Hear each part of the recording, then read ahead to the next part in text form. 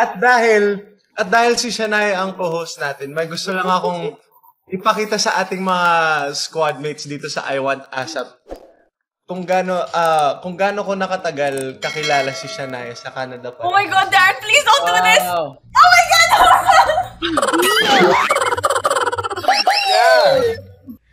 Maymay Entrata and Edward Barber. Kinili kina Shania Gomez at Darren Espanto. Pero bago natin simulan, ako pumuli si Josepa dito sa Josepa, anong latest na naghahatid sa inyo ng mga trending topic tungkol sa inyong mga favorite celebrity update? Grabe, what the standards, no? And of course, to start off the big celebrations, we've got someone from Idol Philippines, PBB Community. Isa pa. Gusto ko maganda yung intro nito eh. Yes, naman, no?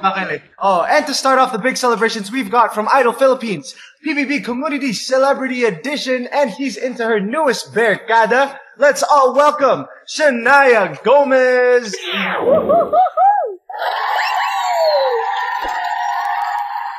Thanks for the take two, Darren. I appreciate it. You're welcome. Winelcome nga ng I Want ASAP squad na sina Maymay Entrata, Edward Barber at Darren Espanto si Shania Gomez na kanilang guest host sa naturang episode ng I Want ASAP at ibinida nga ni Darren Espanto ang nakaraan nila ni Shania Gomez. It's like super fun, super nice. Yee! Oo, kita-kita na nga namin sa mata mo eh. Sobrang happy mo nga. Tsaka blooming mo na. Uy! Blooming! Thank you, Ate. Well, kung ako pipiliin, gusto ko magchika-chika pa tayo, Shania, kasi ang dami kong tanong sa iyo. Pero, tutuloy natin ang kwentuhan natin kay Shania po mamaya. Dahil siya din po makasama natin sa DG Fun Meet. But, wait! There's more. Hindi mga comments. Uy, yung mga fans mo, bakit naman po alis si Shania? Nabuang sila. Huwag kayong mag-alala dahil siya po ang special co-host natin sa araw na ito. Ayun. At dahil si Shania ang co-host natin, may gusto lang akong ipakita sa ating mga squadmates dito sa I Want ASAP kung gaano ko nakatagal kakilala si Shania sa Canada pa. Oh my God, Darren, please don't do this! Oh my God! Yeah. Why did you expose Paano tayo nagkakilala? Shock naman sina Maymay Entrata at Edward Barber sa shiner ni Darren Espanto tungkol sa kanila ni Shania Gomez. At dahil si Shania ang co-host natin, may gusto lang akong ipakita sa ating mga squadmates dito sa I Want ASAP kung gaano ko nakatagal kakilala si Shania sa Canada pa. Oh my God, Darren, please don't do this! Oh my God! Yeah. Why did you expose Paano tayo nagkakilala? Ha? Paano kayo nagkakilala?